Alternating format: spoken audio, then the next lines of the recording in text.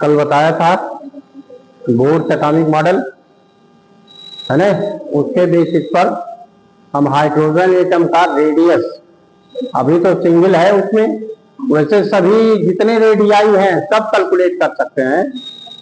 तो पहले हम जनरल एटम की बात कर ले कि उनके रेडियाई हम कैसे कैलकुलेट कर सकते हैं, फिर जनरल एटम की एनर्जी, फिर पर्टिकुलर हाइड्रोजन एटम के लिए Z=1 ले लेंगे। एटॉमिक नंबर उसका क्या होता है 1 हाइड्रोजन का। तो पहले हम एक जनरल एटम कंसीडर कर लें जिसका एटॉमिक नंबर क्या है Z है और मास नंबर A है ना। उसमें एक इलेक्ट्रॉन रिवॉल्व कर रहा है जिसका रेडियस R है।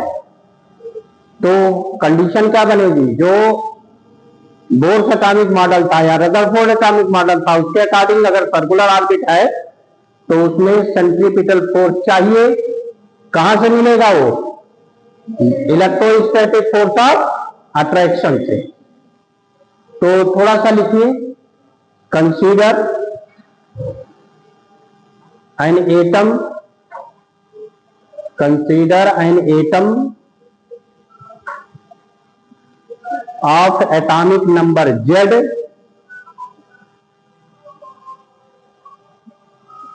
mass number A if we take an electron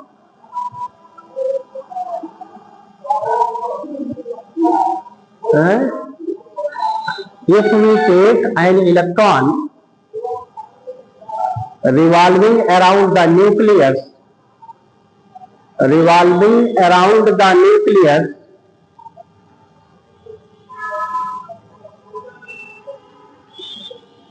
in circular orbit of radius R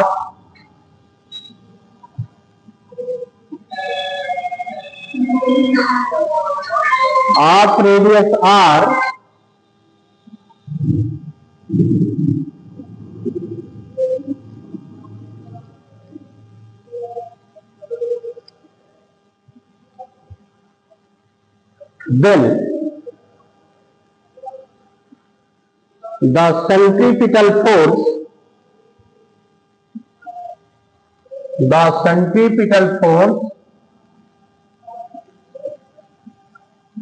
acting on the particle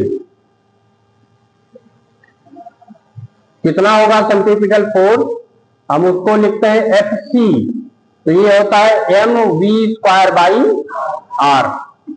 m क्या है, मास ऑफ इलेक्ट्रॉन, वेयर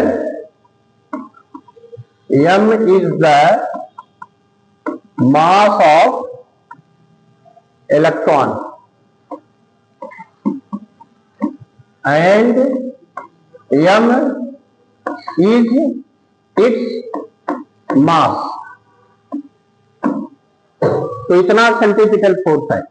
ये कहां से मिलेगा, इलेक्ट्रोस्टैटिक फोर्स ऑफ अट्रैक्शन। तो इलेक्ट्रोस्टैटिक फोर्स देखिए, electrostatic force on electron Fe लिख रहे हैं, Fe मैग्नीट्यूड उसका लिख रहे हैं, वेक्टर फॉर्म नहीं कि उसका केवल मैग्नीट्यूड। तो ये है 1/4πε0 Q1 Q2/r²।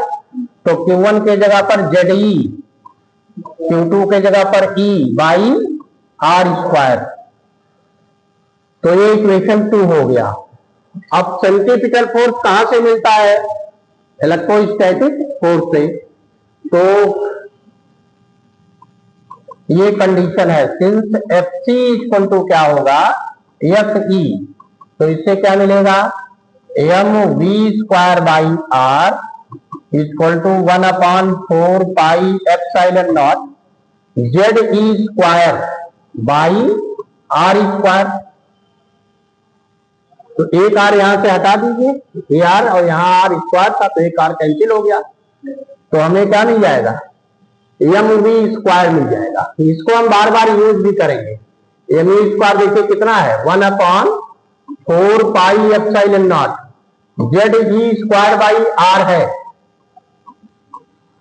ये इक्वेशन हम बार बार यूज करेंगे, है ना। आगे चल करके भी इसको यूज करेंगे। M E square equal to, या जहां kinetic energy half M E square तो 1/2 से मल्टीप्लाई कर लेंगे, तो ये इतना आया। अब हमारे पास एक रिजल्ट था जिसमें बोर्स पॉस्टुलेट था, सेकंड पॉस्टुलेट इसमें था M V R equal to N H upon 2 pi. तो वो कंडीशन यूज करें, बाई बोर्स सेकंड पॉस्टुलेट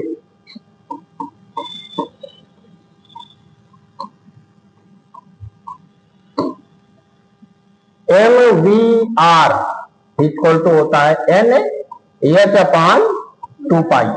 तो इसे हम स्क्वायर कर लें, इसी का स्क्वायर कर लें तो एम स्क्वायर हो जाएगा, वी स्क्वायर हो जाएगा, आर का भी स्क्वायर हो जाएगा, क्योंकि यहां वी स्क्वायर है। फिर एन का भी स्क्वायर हो गया, एच का स्क्वायर हो गया, 2 का स्क्वायर हो गया 4 पाई स्क्वायर।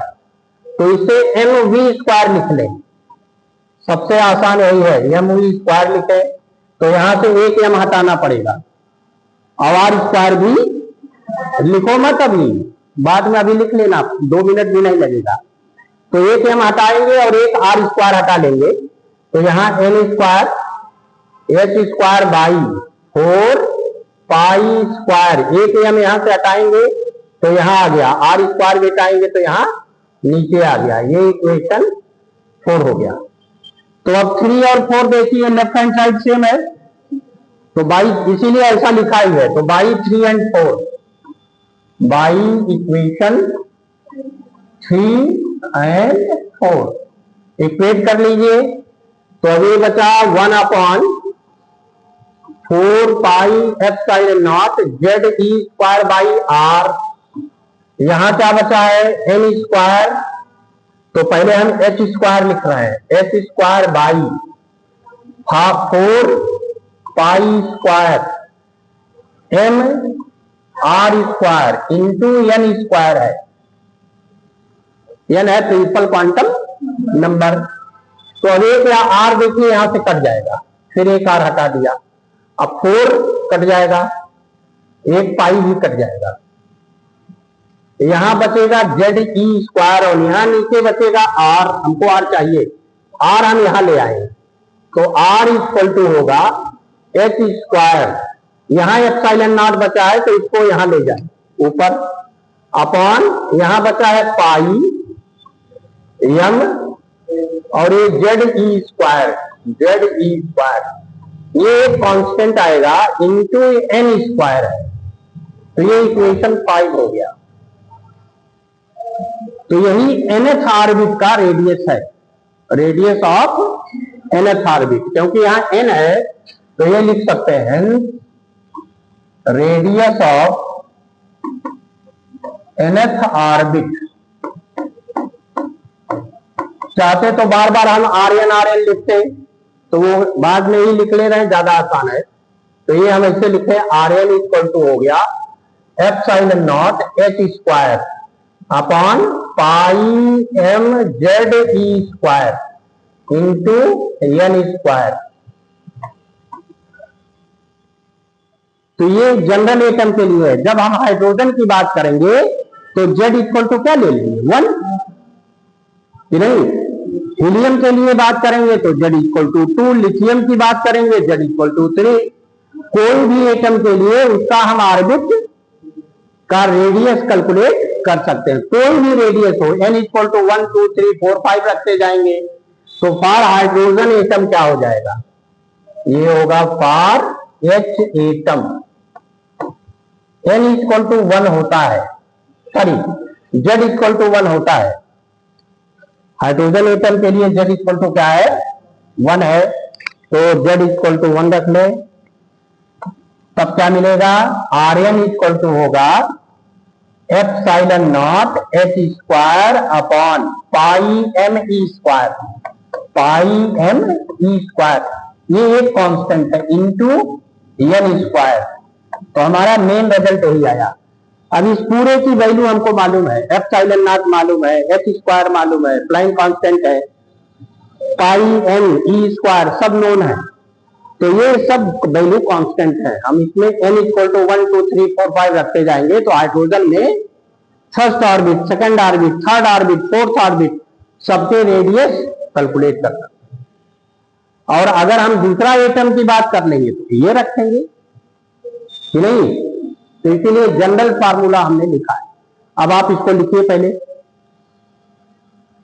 इसमें इन सब में कहीं गलती नहीं होना चाहिए, ये याद रहना चाहिए। जान लीजिए केमिस्ट्री में बहुत ज्यादा कैलकुलेशन इनके नहीं है ना। जनरल थ्योरी वहां बताया जाता है, यहाँ हर एक टर्म का कैलकुलेशन होगा।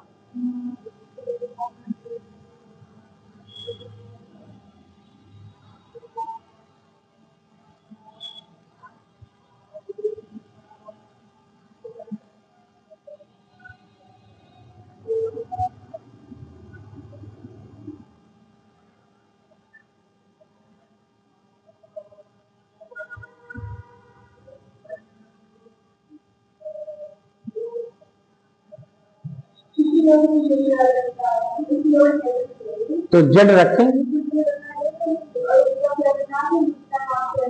ये जेड की वैल्यू यहां ले लें। किसका निकालना चाहते हो? अगर सोडियम का निकालना चाहते हो जेड 11 हो गया, हीलियम का निकालना चाहते हो जेड 10 हो गया, कार्बन का जेड इक्वल टू 6 हो गया। तो जो चाहेंगे ये सब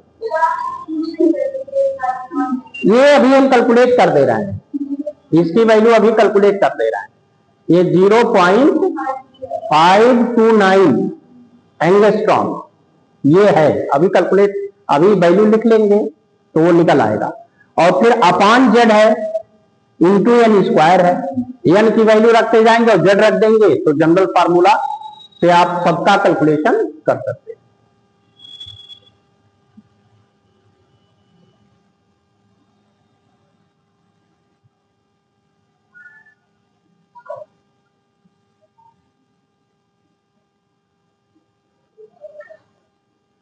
चलो आगे वाली सीट पे बैठो, आगे और आओ।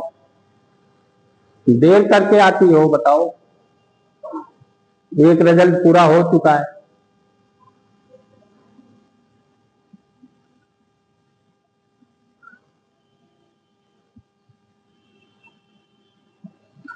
अब एक सिंपल थ्योरी आपको बता रहे हैं। अगर 10 लोग दौड़ में भाग ले रहे हैं तो कौन जीतता है? सबसे आगे वाले और सबसे पीछे वाले में कितना फर्क होता है? बहुत फर्क होता है, बहुत माइनर फर्क होता है। आगे पीछे नहीं, जो जीतने वाला है और जो हारने वाले हैं। तो अगर दो लोग केवल नहीं है, बहुत सारे हैं, तो मान लो एक यहां पहुंचा और एक यहां पहुंचा है तो जीतेगा तो यही ना। पीछे बाकी कितने हैं उससे कोई मतलब नहीं है। तो जो जीतने वाला है और उसके जस्ट बाद जो हारने वाला है उसमें कितना अंतर है? बहुत माइनर डिफरेंस है। ये आप याद रख के चलिए। सिलेक्शन होने और ना होने में भी माइनर डिफरेंस रहता है। पता चला आपको कि 561 वाले में 15 लोगों का सिलेक्शन हुआ है, 16वें का नहीं हुआ। अब मान लो 20 लोग थे तो वही सीट आकर के खत्म हो गई, 15 बची थी। तो उतना नंबर पाने के बाद भी 16वें का सिलेक्शन, बाकी की तो बातें छोड़ो। ये है, ऐसे होता है कंपटीशन, ध्यान रखिए। अभी एहसास नहीं है कंपटीशन का क्या क्राइटेरिया है। हाँ, तो अब हो गया, उसको सब लोग ध्यान रखें।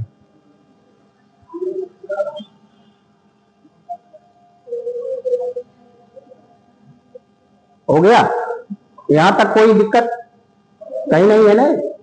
ये सब पढ़ चुके हो, सेंट्रीपिटल फोर्स भी पढ़े हो, इलेक्ट्रोस्टैटिक फोर्स भी पढ़े हो, उसी से उसको मिल रहा है तो इक्वेट करेंगे। बोर्स पास्टुलेट भी पढ़ लिए, तो कुछ अननोन नहीं है इसमें।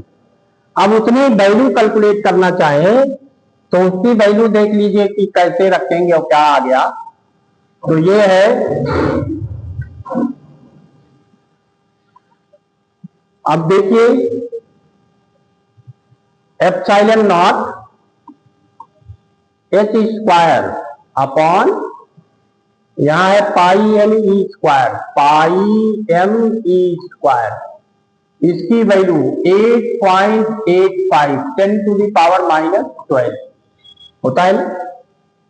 एप्सिलॉन नॉट कांस्टेंट है, एब्सोल्यूट परमिटिविटी, और H Planck constant 6.63 10 to the power -34, इसका स्क्वायर डिवाइड 3.14159, ही रखो, कोई फर्क नहीं है। मास 9.1 इंटू 10 टू द पावर -31, ई की वैल्यू 1.67 या 1.6 इंटू 10 टू द पावर -19, इसका स्क्वायर। ये जब सॉल्व करेंगे पूरा तो ये आएगा 0.529 into 10 to the power -10 metre, या ये है 0.53 एंगस्ट्रॉम अराउंड लिख सकते हैं। तो इसका मतलब है कि आर एन जो होगा, आर एन इक्वल टू आया 0.53 इंटू एन स्क्वायर, ये हो गया हाइड्रोजन एटम के लिए, नहीं हुआ। तो अब इसको लेकर के आगे भी हम कैलकुलेशन कर सकते हैं। सेकेंड ऑर्बिट के लिए for N equal to 2, R2 या अब ये 1 पहले निकालो, for N equal to 1, R1 कितना हुआ जो ग्राउंड स्टेट है, तो वो हो गया 0.53 angstrom. N equal to 2 first excited state hydrogen के लिए, तो ये R2 है, 0.53 इंटू 2 का स्क्वायर यानी 4 से मल्टीप्लाई करेंगे, कितना हो जाएगा 4 से मल्टीप्लाई करो, 4 तिया 12 हो गया, 4 पचे 20 है 21 हो गया, इतना एंगस्ट्रॉम। ऐसे n इक्वल टू 3 रखो तो R3 आ जाएगा, तो 0.53 इंटू 3 का स्क्वायर, इसी को 9 से मल्टीप्लाई करो, कितना हो गया,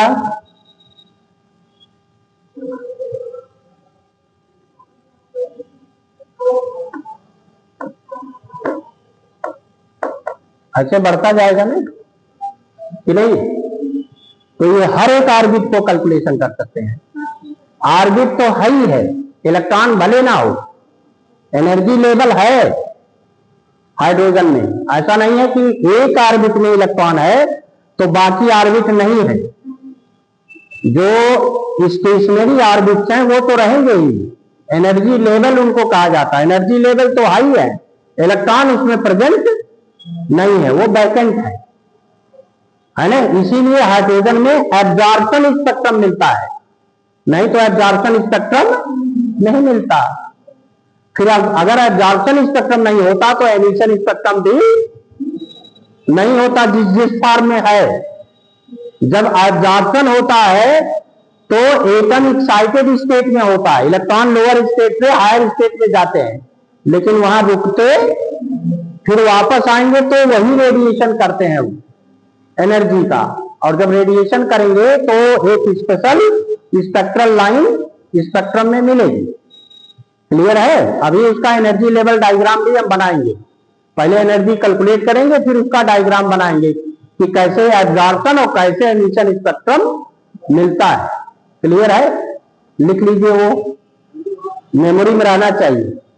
हाँ, कहा कहा 2 का 2 रहेगा, 2 स्क्वायर है, n स्क्वायर है ना।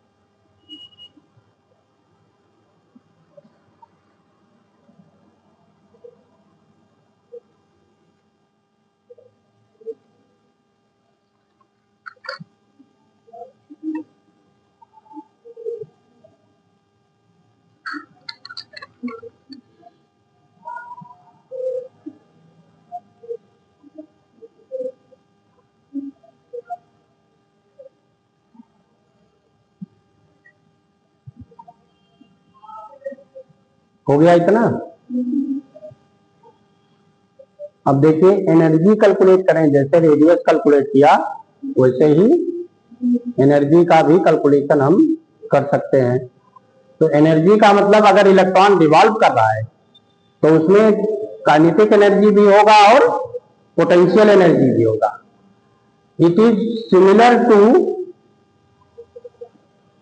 Planetary motion, satellite motion, similar है रिजल्ट। अब वहां पर ग्रेविटेशनल फोर्स होता था, यहाँ इलेक्ट्रोस्टैटिक फोर्स है। बाकी सभी रिजल्ट बिल्कुल सेम है कि नहीं। सन के अराउंड अगर कोई प्लैनेट रिवॉल्व कर रहा है तो सेंट्रीपिटल फोर्स कौन देता है? Attractive force, gravitational force of attraction. और यहां पर कौन दे रहा है? Electrostatic force of attraction. बाकी तो और कोई डिफरेंस नहीं है। वहां पर ग्रेविटेशनल पोटेंशियल एनर्जी होता था और यहां पर क्या है? Electrostatic potential energy. वहां पर भी काइनेटिक एनर्जी था, यहां पर भी। तो बहुत कुछ जनरलाइज कर सकते हैं, अलग अलग चीजों को ऐसे रटने की जरूरत नहीं है।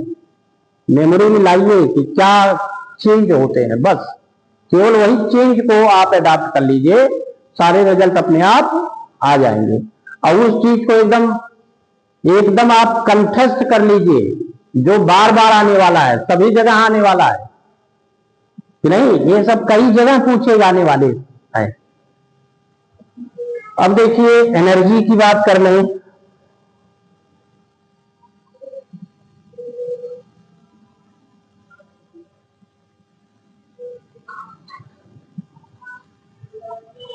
एनर्जी ऑर्बिट है वैसे, उसमें जो इलेक्ट्रॉन रिवॉल्व करेगा उनकी एनर्जी वही होगी जो ऑर्बिट की एनर्जी होगी। Energy of revolving electron.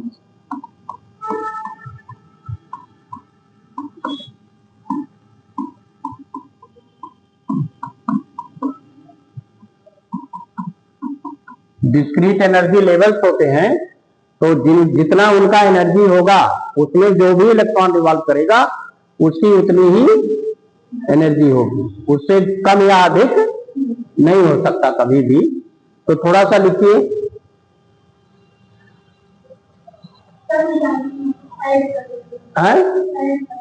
Add फिर देखोगी क्या? ऐड कर दें? तब तो वो हटा दिया हमने, एटॉमिक रेडियस जो था, है ना। चलो लिख दे रहे हैं फिर से ना, ये फिर हम अलग से बना दे रहे हैं। ये था atomic radius of H atom, ये था। ठीक है, आगे एनर्जी का है तो ऐड कर दे। चलिए energy of electrons, revolving electrons.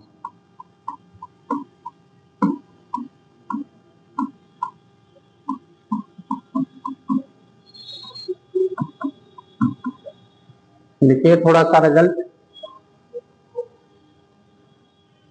Electron revolving around the nucleus in circular orbit. अभी तो हमारा ऑर्बिट सर्कुलर ही है। Around the nucleus in circular orbit passes kinetic energy as well as potential energy.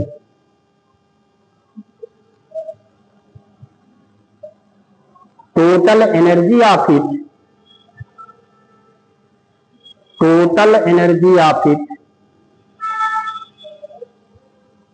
is the sum of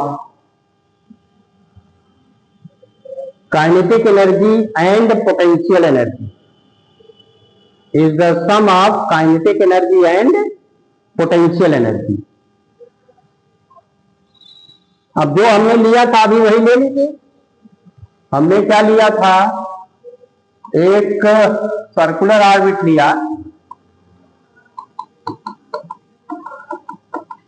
atom consider किया जिसका atomic number है Z, तो nucleus पर charge है प्लस, न्यूक्लियस पर चार्ज है प्लस Ze और इलेक्ट्रॉन पर चार्ज है माइनस। तो इसमें अट्रैक्टिव फोर्स है Fe और यही सेंट्रीपिटल फोर्स प्रोवाइड करता है। यही क्या प्रोवाइड करता है, सेंट्रीपिटल फोर्स।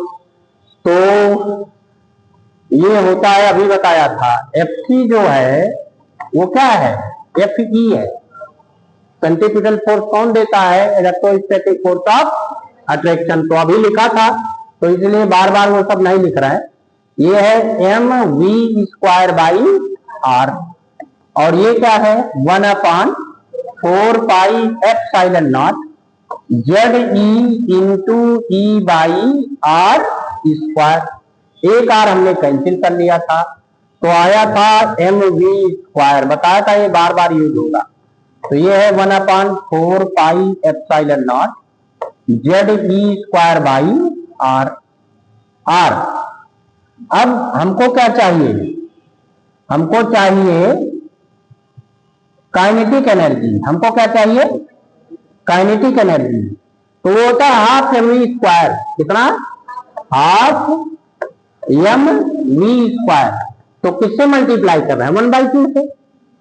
तो यहां 2 से मल्टीप्लाई हो गया, तो ये क्या आ गया 1/8πε0 Ze²/r। या आप चाहें तो 1/2 रखे साथ में, कोई फर्क नहीं है। आपको कैलकुलेशन में और इजी ही रहेगा। क्यों रहेगा, क्योंकि बार बार अभी आगे आएगा वो। तो यहां अगर हम 4π लिखते हैं तो यहीं पर 1/2 अलग से लिख लीजिए।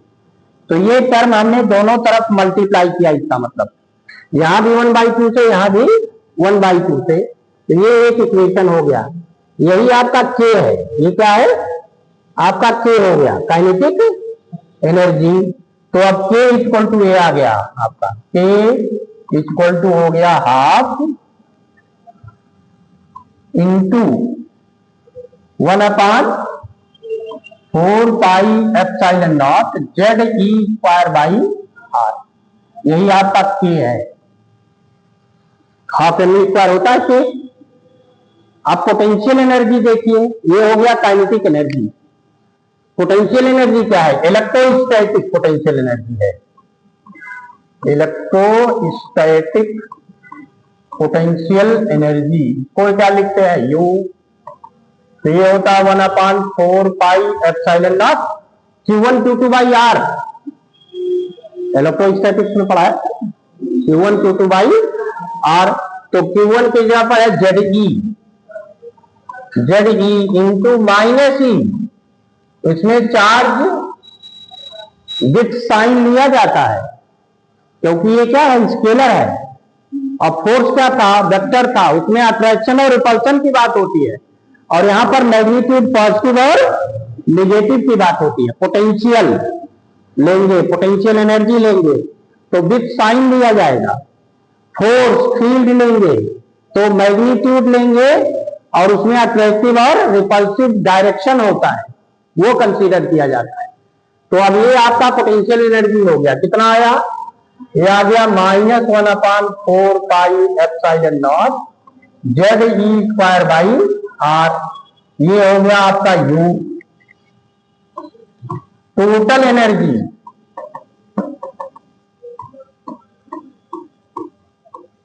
कितना हुआ, E इक्वल टू होगा K प्लस U, अभी बताया था। तो E इक्वल टू कितना आया, K की वैल्यू हाफ 1/4πε0 Ze²/r, फिर माइनस 1/4πε0 Ze²/, इसीलिए वो 2 से मल्टीप्लाई हमने नहीं किया। तो क्या कॉमन है, 1/4πε0 Ze²/r दोनों में है, बाहर ले लीजिए। तो यहां बचेगा 1/2 और यहां -1। तो ये हो गया 1/4πε0 Z E square by R. इसीलिए वो हटाया नहीं तो यहाँ 2 से मल्टीप्लाई करना, हमने वो 4 पाई में मल्टीप्लाई नहीं किया क्योंकि मल्टीप्लाई करते तो एक बार फिर बाहर लाना ही पड़ता।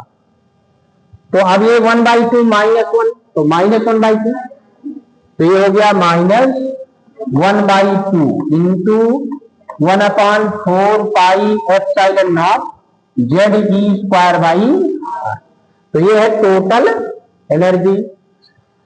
अभी इसमें रेडियस रखना है, आर है ना, आर हमने कैलकुलेट किया है कि नहीं। तो फॉर nth ऑर्बिट ये लिख सकते हैं, for nth orbit En equal to -1/8, हम मल्टीप्लाई कर दे रहे हैं, pi epsilon naught Z E square by R N.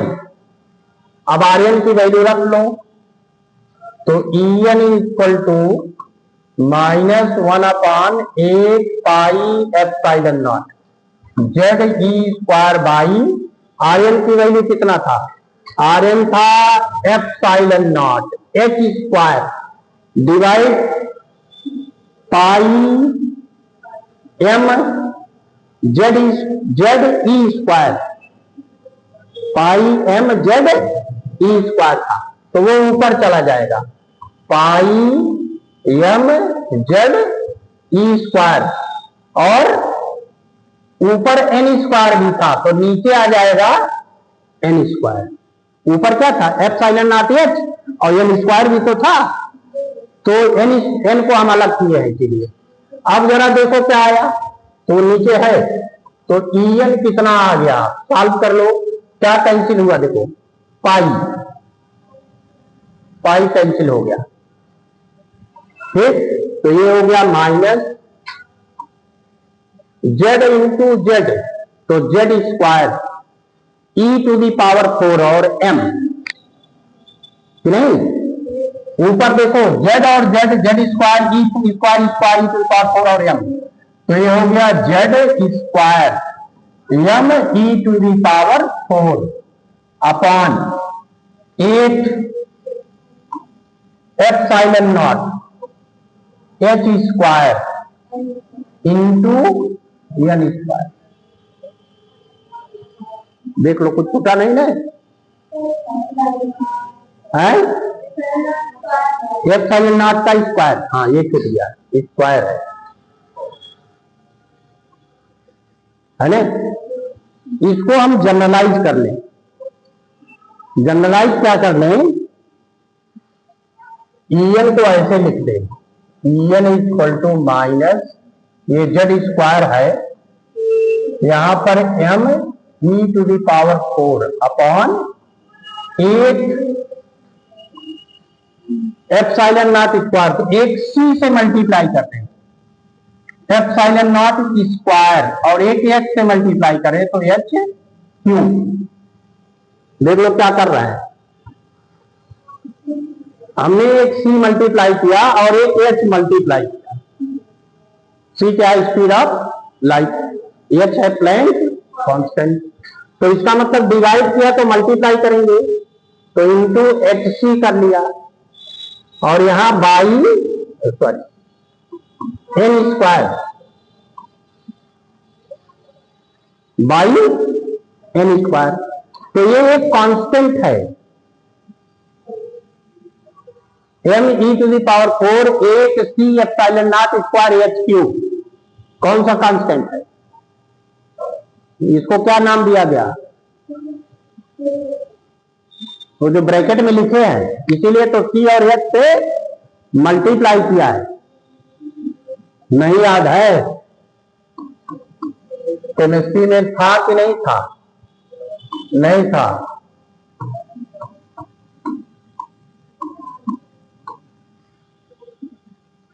Capital R लिखे, ये आर और ये h C by N square, और ऊपर जेड स्क्वायर है।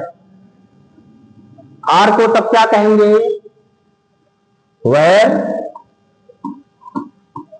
Are equal to m e to the power 4 by 8 c epsilon naught square h cube.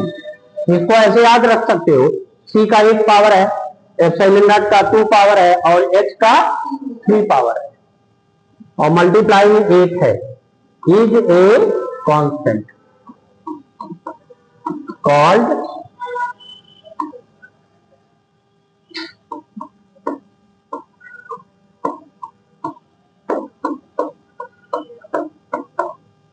रीडबर्ग constant. नाम याद आया कि नहीं? और इसकी वैल्यू क्या है? And r equal to 1.097 into, या 09 तक यूज करो, 7 छोड़ दो, बहुत ज्यादा 1.09 ही यूज करो, और इंटू 10 टू द पावर 7 पर मीटर, मीटर इनवर्स, ये है इसकी वैल्यू।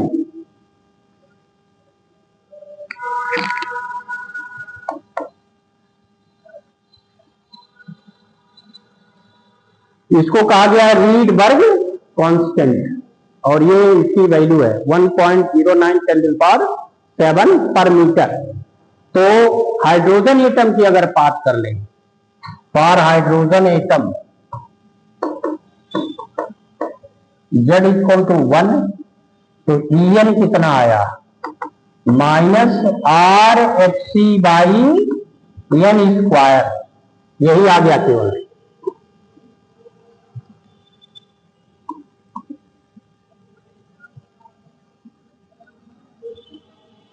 ये 4 लिख दे, यहां 3 कर दे, ऊपर ये 3 है क्योंकि इसमें हमने मॉडिफिकेशन करने के बाद तब लिखा है, तो इसको हम इक्वेशन 4 लिख दे रहा है। ये यूज करना होगा जहां पर यूज कर लेंगे, और ये हमारा 5 है। तो this is the general energy equation for hydrogen atom. Different orbit के लिए एनर्जी इक्वेशन है। तो आर मालूम है, वैल्यू लिखा है, h Planck constant, t speed of light, n principal quantum, सभी कांस्टेंट है, इसमें कोई वेरिएबल नहीं है। हर ऑर्बिट की एनर्जी कैलकुलेट कर सकते हैं। देखिए बोर्ड एटॉमिक मॉडल कितना स्ट्रांग है, और जो प्रैक्टिकल वैल्यू आई है एग्जैक्टली 100% टैली करता है। और जबकि वो पॉस्टुलेट था, उस समय मालूम ही नहीं था सभी चीजों के बारे में, इसीलिए रिजल्ट सही माना गया है। चलिए अब लिख लीजिए, ये सब थ्योरी जो है यूज होगा जब न्यूमेरिकल आप देखोगे तो लगेगा कि हाँ वो सब तो बताया था आपने।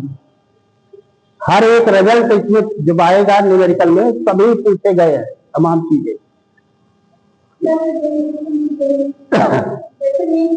इन्हीं के अंदर से बहुत सारे रिजल्ट निकलेंगे, अभी इन्हीं से निकलेंगे, और वो अगर आपको मेमोरी नहीं है तो भूल जाओगे। तब तो रटना पड़ेगा हर एक चीज में, और रट करके कितना याद रखो। हमसे पूछोगे रैंडम ऐसे तो एक भी नहीं बता पाऊंगा।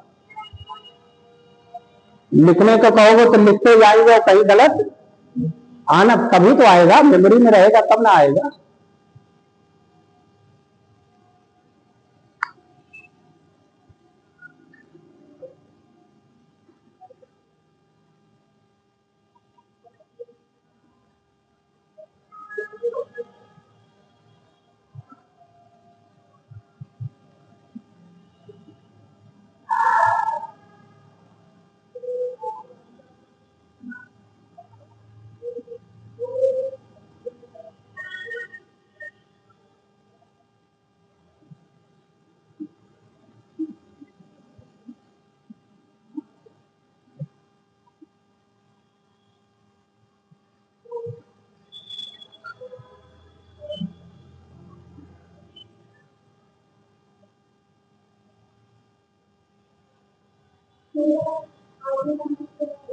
है कहाँ? यहाँ पर नहीं, कहाँ पर? ये माइनस में है, एनर्जी इज निगेटिव। अब आपको याद हो तो मैं बताया था जब हमने ग्रेविटेशन पढ़ाया था कि निगेटिव एनर्जी क्या रिप्रेजेंट करता है, क्या रिप्रेजेंट करता है? It is a bound system. क्या है ये? इलेक्ट्रॉन न्यूक्लियस से बाउंड होता है। एनर्जी जब तक इतना पॉजिटिव एनर्जी नहीं देंगे तब तक इलेक्ट्रॉन कभी ऑर्बिट को छोड़ करके एटम के बाहर नहीं जाएगा। तो इतनी एनर्जी से वो बाउंड रहता है।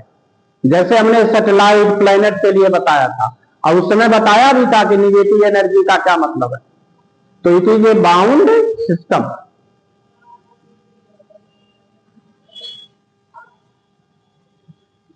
सबसे कम एनर्जी कहां होगी?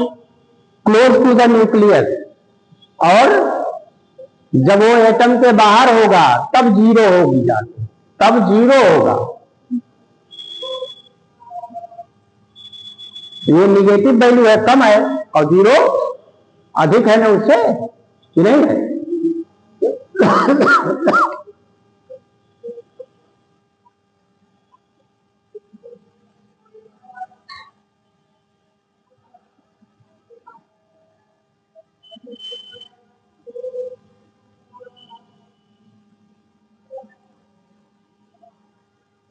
लिखे नहीं हो कि लिख लिए? नहीं लिख रहे हो? लिखा? याद हो गया सब? फार्मूला नहीं पूरा याद हो? किसमें नया क्या है बताओ ना, सब पुराने जितना। इसीलिए मैंने ये चैप्टर पढ़ाया, नहीं तो कह देते वही पढ़ा देते। इसीलिए पढ़ाया क्योंकि ये पूरा हम पढ़ा चुके हैं ग्रेजुएशन में सारी चीजें।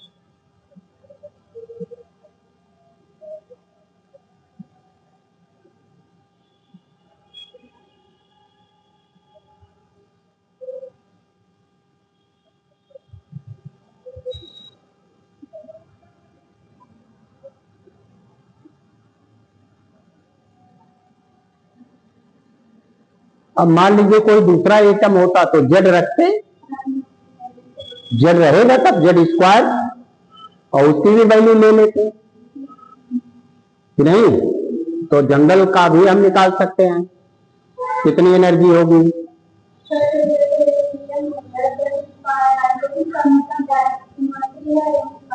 हाँ, वो तो घटेगी नहीं, जेड स्क्वायर के प्रोपोर्शनल है ना।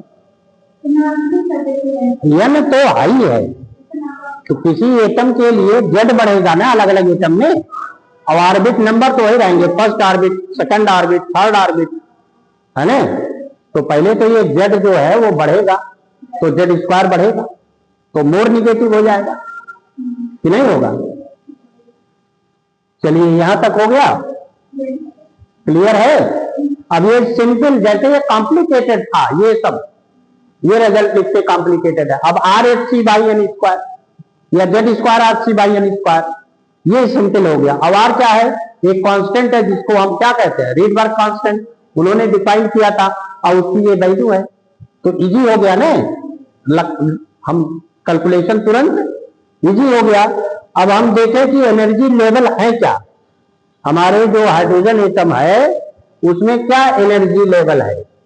तो ये आया, क्योंकि En जो आया ये है minus R H C by N square, तो for N equal to 1 n equal to 1, E1 कितना होगा? E1 equal to R H C, minus के साथ माइनस आर एच सी। तो R कितना है? 1.097। वैसे लिखना चाहो लिखो, ना लिखना चाहो ना लिखो, पावर तो 7 ही है। ये 6.63 into 10 to the power -34 into c 3.0 into 10 to the power 8। ये जूल में होगा। किसमें होगा?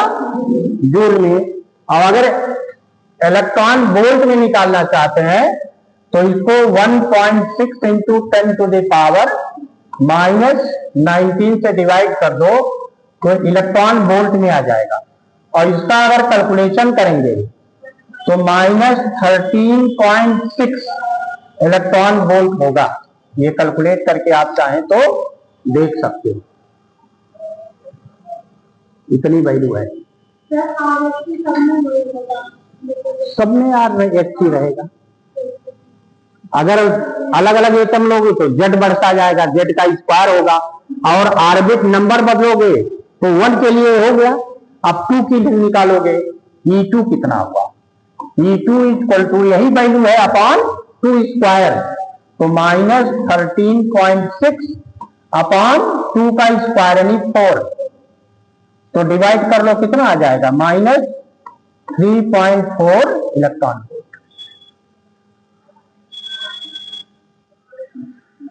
नहीं, हाइड्रोजन की बात हो रही, जेड नहीं है ना इसमें।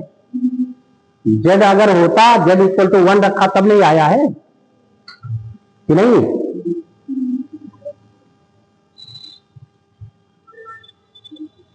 अब ये है n equal to 2, second orbit, n equal to 3, तो E3 निकलेगा कितना? -13.6 बाई 3 का स्क्वायर 9, तो ये आएगा -1.51 इलेक्ट्रॉन वोल्ट। आप चाहे तो निकाल के देख लो, यही आएगा। n इक्वल टू 4, ये आ जाएगा आपका E4, तो 16 से डिवाइड करेंगे, -13.6 डिवाइडेड बाई 4 का स्क्वायर यानी 16, तो -0.85 इलेक्ट्रॉन वोल्ट। ऐसे n इक्वल टू 5 सीधा लिखते हैं, E5 तो 25 से मल्टीप्लाई करना है, तो 0.54 इलेक्ट्रॉन वोल्ट आ जाएगा।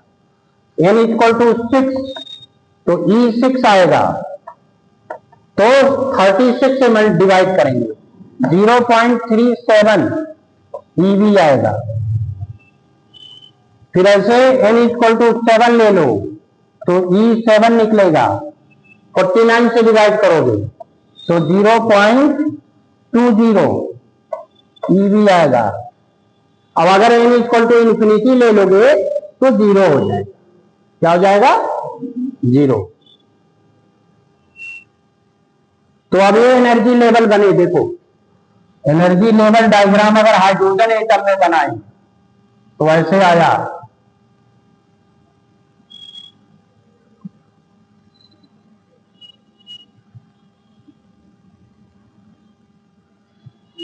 n equal to 1, n equal to 2, n equal to 3, n equal to 4, n equal to 5, n equal to 6, n equal to 7।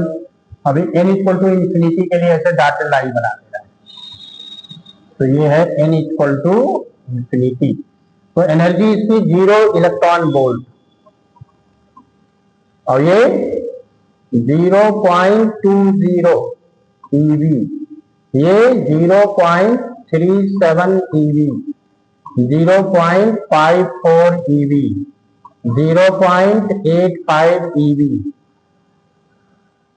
कुछ छूटा था? 1.51 EV।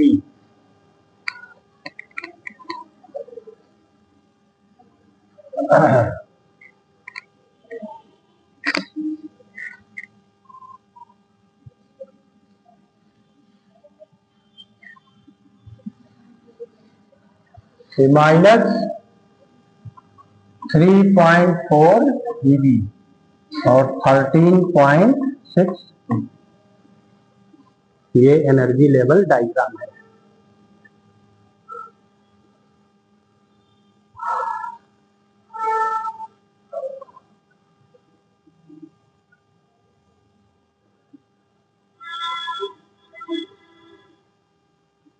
तो ये याद रहना चाहिए सबको कि क्या एनर्जी होती है अलग अलग ऑर्बिट में। हाइड्रोजन एटम का है ये, तो इसके ग्राउंड स्टेट में ही इलेक्ट्रॉन है, बाकी में इलेक्ट्रॉन नहीं है।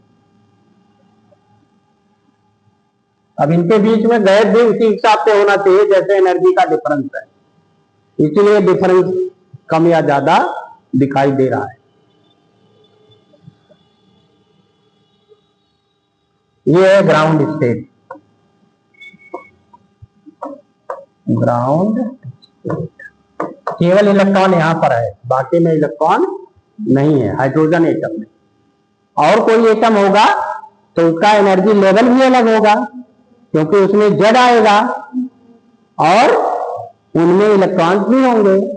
अगर जेड इक्वल टू 2 है तब तक तो यही है, और 3, 4, 5, 6 आगे है तो अगले में ऑर्बिट में भी जाएंगे इलेक्ट्रॉन।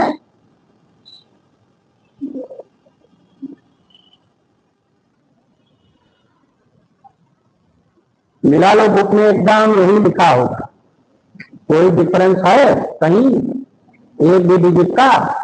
नहीं। किसी कांस्टेंट में कोई फर्क है? नहीं है। हाइड्रोजन से ही आएगा, तो दूसरे का लेगा तो उसमें वैल्यू रख लेंगे तुरंत सीधे। अभी इसमें भी पता चला 5th transition for बामर, 7th transition of Paschen. नहीं, पहला नहीं पूछा, 5th पूछ लिया, 6th पूछ लिया, तब निकालोगे ना।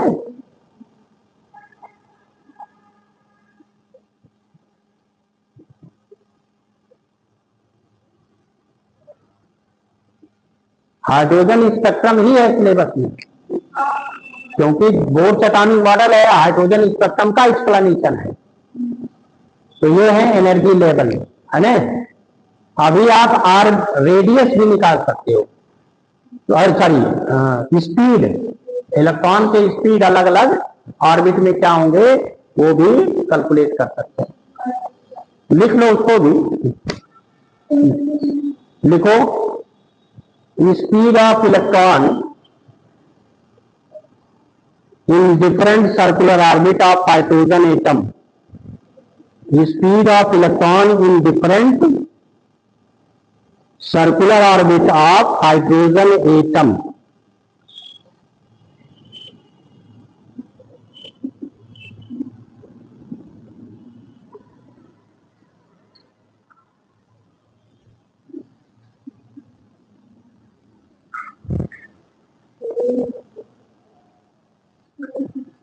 चलो ये भी देख लो, थोड़ा सा है। अभी हमारे पास एक रिलेशन ये था, mv² था कि नहीं था? mv² कितना था? 1/4πε0 Ze²r। r²,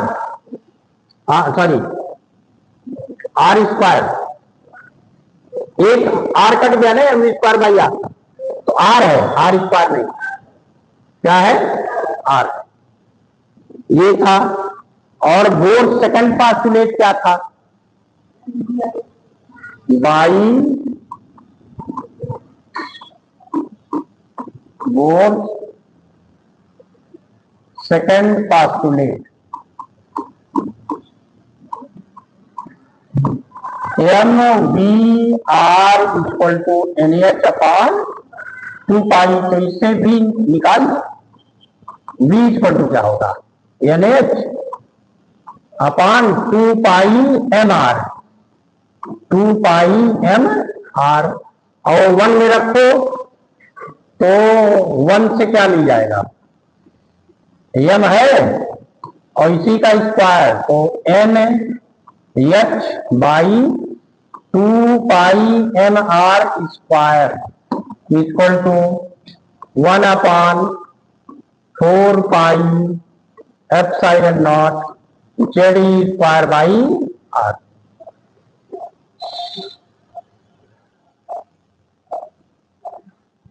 नहीं तो भी हट जाएगा, इसको ना यूज करो, है ना। इसका स्क्वायर कर ले, बी से डिवाइड कर ले, है ना। इसके रखते ना, हमें अगर बी निकालना है तो इससे डिवाइड कर ले। ये बी है ना, ये बी स्क्वायर है तो डिवाइड कर ले ऐसे। ये 2 है, ये 2 है तो m b square upon b कर ले तो बी कट जाएगा और एक बी मिलेगा, ये हम ट्रांसफर कर लेंगे तो ये हो जाएगा 1/4 epsilon naught z square by r divided by n H upon 2πmr 2πmr।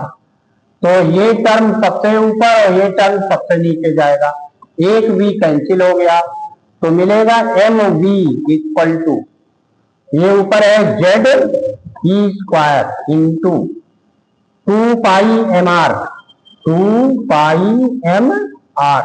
Upon 4 epsilon naught r और एक NH। अब देखो क्या कैंसिल हुआ, यहां एम है, ये एम कैंसिल हुआ, यहां आर है, ये आर यहां से कैंसिल हो गया, यहां 2 है, ये 2 आ गया, ये पाई कैंसिल हो गया।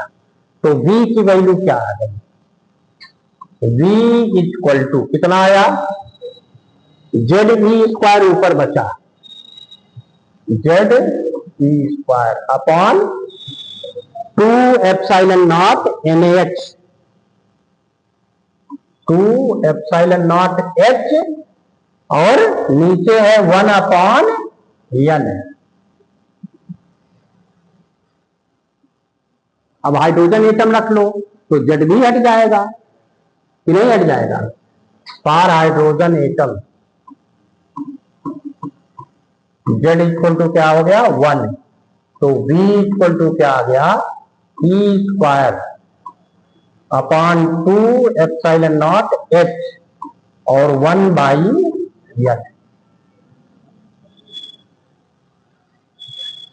लिखिए पहले,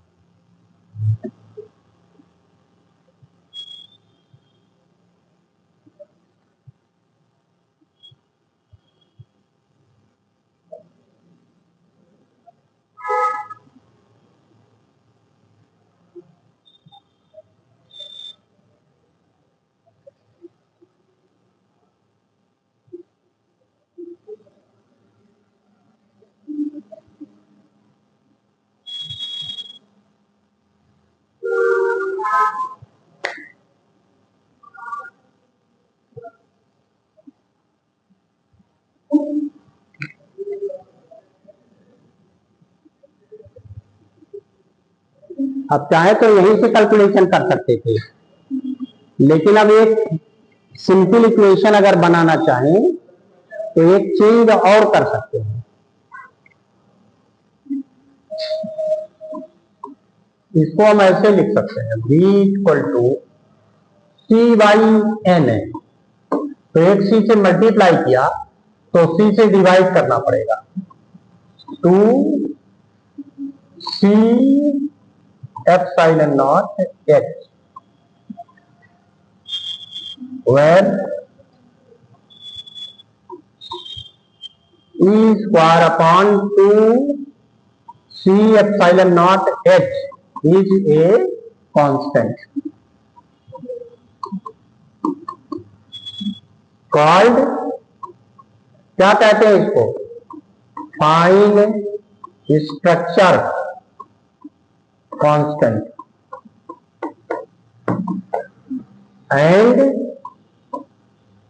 अब वैसे इसकी वैल्यू सी से हम निकाल लें, एंड इट्स वैल्यू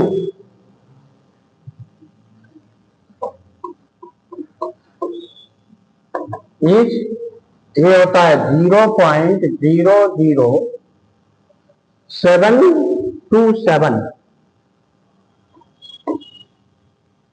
ये है, या 1/137 टाइम्स 1/137।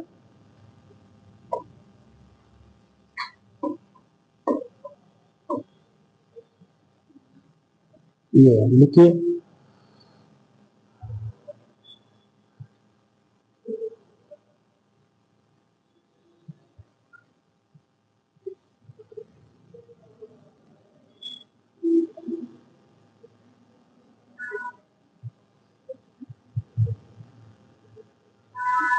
इसी को अल्फा से रिप्रेजेंट करते हैं। It is a constant alpha called fine structure constant. Then ऐसे ही मॉडिफाई करते हैं वी एनएस ऑर्बिट के लिए सी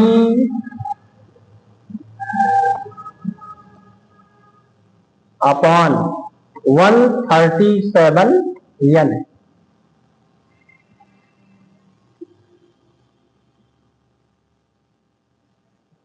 सी अपॉन 137 एन, और n इक्वल टू 1 के लिए for n equal to 1 v1 equal to c upon 137।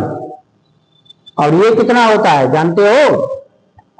ये 2.19 इंटू 10⁻6 मीटर पर सेकंड।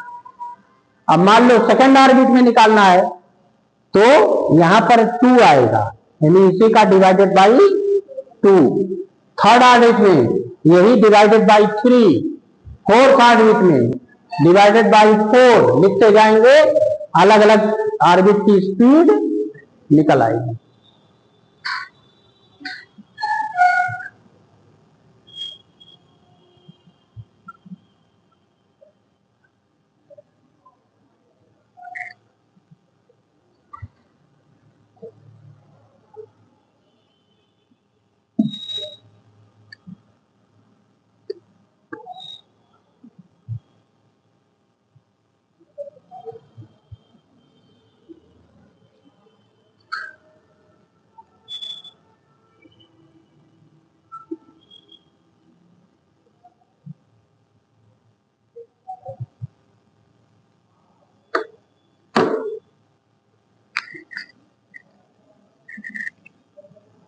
लिख लिया?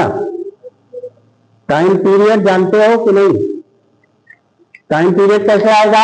2πr/v, v मालूम है, और 2πr भी मालूम है, उससे निकाल लेंगे। अब हम केवल फार्मूला लिख दे रहे हैं, लिखो time period of revolution, time period of revolution of electrons in different orbits, time period of electrons in different orbit is equal to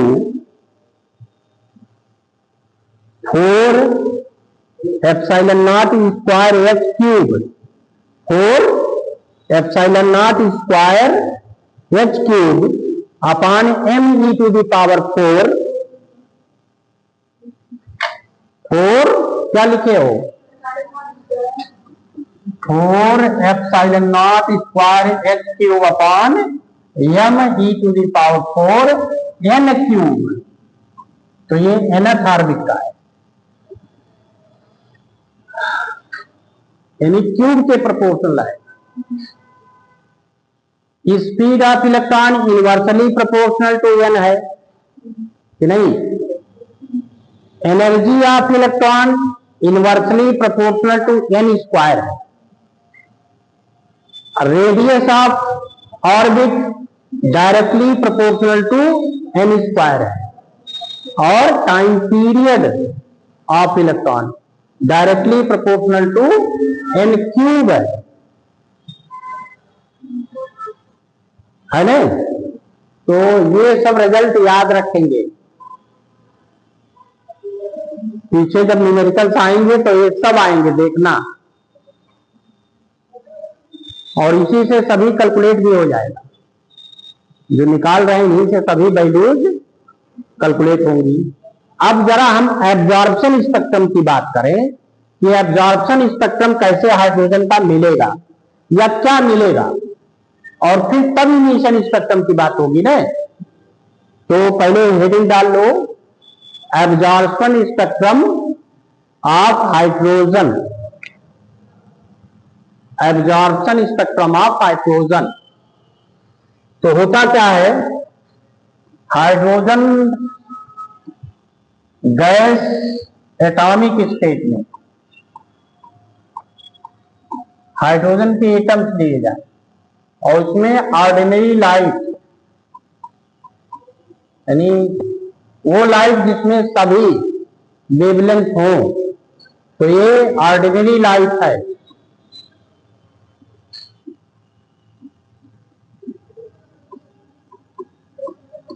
containing all wavelength पास कराए, यहां पर H एटम्स है, तो जो इनसे लाइट बाहर निकलेगी उसका जब हम स्पेक्ट्रम लेते हैं, यहां कह लें स्पेक्ट्रम ले, तो कैसा स्पेक्ट्रम मिलता है उसको हम रिप्रेजेंट कर रहे हैं। कैसा मिलेगा, ऐसे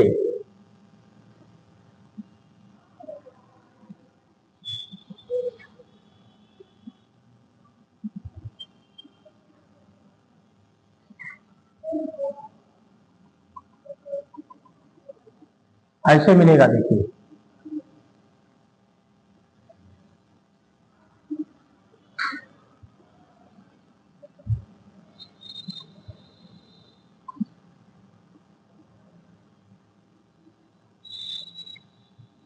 और ये आयोनाइज्ड स्टेट होगा, यानी इलेक्ट्रॉन बाहर चला जाता है। तो n=1 यहां पर इलेक्ट्रॉन है, ये है ग्राउंड स्टेट। इलेक्ट्रॉन तो यही है, ये और किसी में है, हाइड्रोजन एटम में। इलेक्ट्रॉन कहाँ है, पहले ऑर्बिट में। अब जब उसको कुछ एनर्जी मिलेगी, यानी जो इन दो ऑर्बिट के एनर्जी का डिफरेंस है, जब उतने एनर्जी का कोई फोटॉन एटम से कोलाइड करेगा तो उसका एब्जॉर्प्शन हो जाएगा और इलेक्ट्रॉन फर्स्ट ऑर्बिट से जंप करके सेकंड ऑर्बिट में चला जाएगा, यानी वो एक्साइटेड स्टेट में होगा। अगर इस और इस ऑर्बिट के एनर्जी के डिफरेंस का कोई फोटॉन इंसिडेंट होता है किसी एटम से, तो उसका भी एब्जॉर्प्शन हो जाएगा और यहाँ का इलेक्ट्रॉन फिर जंप करके थर्ड स्टेट में पहुंचेगा। तो ऐसे जिन फोटॉन्स का एब्जॉर्प्शन हो जाएगा, वो फोटॉन जो यहां पर लाइट इमर्ज होगी उसमें एब्सेंट हो जाएगा, नहीं। यहां पर ऑल वेवलेंथ है, अब जिन वेवलेंथ पे फोटॉन का एब्जॉर्प्शन हो गया वो तो नहीं मिलेंगे ना, तो वहां डार्क लाइंस मिल जाती हैं। क्या मिल जाएंगी, डार्क लाइंस। तो वही लाइंस क्या है, एब्जॉर्प्शन स्पेक्ट्रम है। तो ऐसे कितने मिलते हैं, बहुत सारे मिलेंगे, करस्पॉन्डिंग टू n=1। क्यों, क्योंकि केवल यहीं पर इलेक्ट्रॉन है, बाकी में इलेक्ट्रॉन नहीं है, तो इसीलिए केवल एक सीरीज मिलता है, जिसको कहते हैं absorption spectrum of hydrogen atom. Heading डाल लो, absorption spectrum of hydrogen atom लिखो थोड़ा सा। व्हेन एमिशन वाला बड़ा है, अब कल डिस्कस करेंगे। लिखो, when ordinary light containing all possible wavelength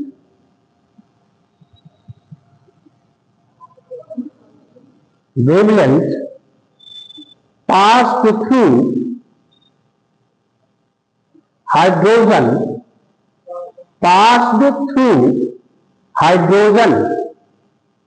in atomic state, passed through hydrogen in atomic state, then certain wavelength absorbed by them, absorbed by any hydrogen atoms, and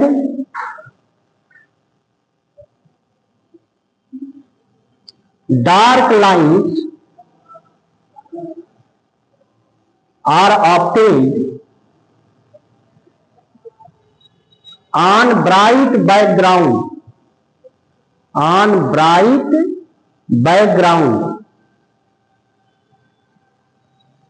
of definite wavelength called absorption spectrum, और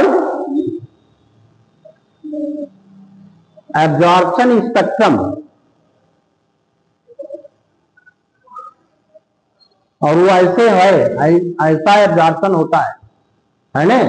figure में तो ऐसे मिलेगा, bright line पर ऐसे अगर plate है तो इसमें लाइनें ऐसे दिखेंगी, ऐसे कुछ लाइनें दिखती हैं, और ये ब्राइट है और ये क्या है, ब्लैक है, डार्क है, क्योंकि इनका एब्जॉर्प्शन हो गया, और यहाँ ये जो ब्राइट है उनका एब्जॉर्प्शन नहीं हुआ। क्लियर हुआ?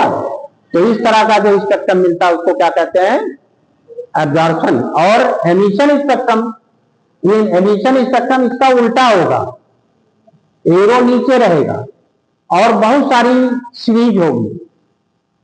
यहां जो होगा उसको लाइमन सीरीज कहेंगे, फिर इसमें जो होगा उसको बामर, पार्सन, ब्रैकेट, कुंड, हम्फरी, ये अलग अलग होंगे। लेकिन एब्जॉर्प्शन में केवल एक सीरीज होता है, corresponding to Lyman series of emission spectrum. जैसे एमिशन स्पेक्ट्रम में लाइमन सीरीज होता है, वैसे एब्जॉर्प्शन स्पेक्ट्रम उसी से करस्पॉन्डिंग होता है, बस इसमें एरो उल्टा होता है। वहां पर इलेक्ट्रॉन फिर यहां से वापस आता है ना, तो यहां से वापस आता है, यहां से, तो जो एमिशन होता है उसी को कहते हैं लाइमन सीरीज। लेकिन बामर सीरीज भी मिलती है, क्यों?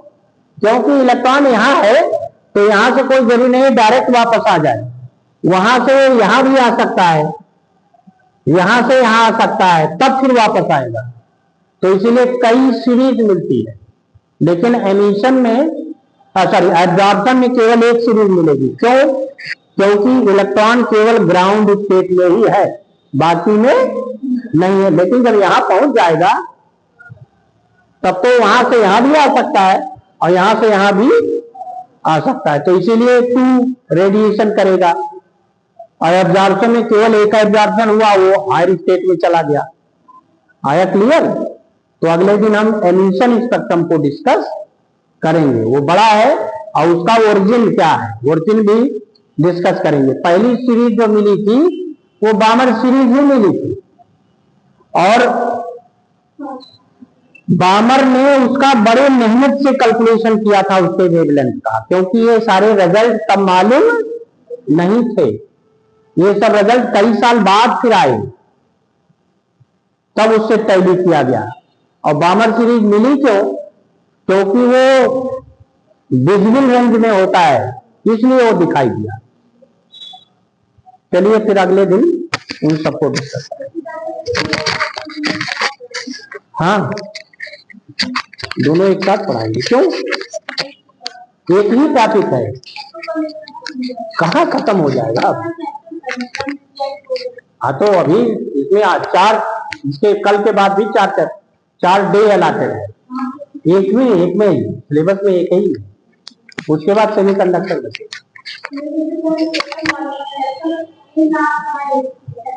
हाँ, स्पेक्ट्रम लास्ट है, उसके बाद एटम है, न्यूक्लियर, उसके बाद न्यूक्लियर। तो न्यूक्लियर में क्या है, उसका कंपोजिशन न्यूक्लियाई का कंपोजिशन है। और मास डिफेक्ट, मास वो बाइंडिंग एनर्जी पर न्यूक्लियन और न्यूक्लियर फ्यूजन और फ्यूजन इतने ही। तो वो अभी बहुत क्लास है, बहुत हम कराएंगे, कम से कम 2 से 3 दिन न्यूमेरिकल भी कराएंगे। ये दो लाइन है, ये इसका एनर्जी लेवल तो डिफरेंस 10.2 है। हाँ, तो अगर 10.2 से कुछ ज्यादा नहीं तो वो एब्जॉर्प्शन ही नहीं होगा, उसका एब्जॉर्प्शन एग्जैक्टली इक्वल अगर एनर्जी का फोटॉन इंसिडेंट होगा तभी एब्जॉर्प्शन होगा। अगर कुछ भी डिफरेंस होगा तो उसका absorption part of energy never absorb or emit, यही क्वांटाइजेशन है। हाँ, कभी हो ही नहीं सकता, इसी को तो क्वांटाइजेशन कहा गया। इतना आसान थोड़ा था रिजल्ट देना, नहीं होगा, ना तो एमिशन होगा ना तो एब्जॉर्प्शन होगा।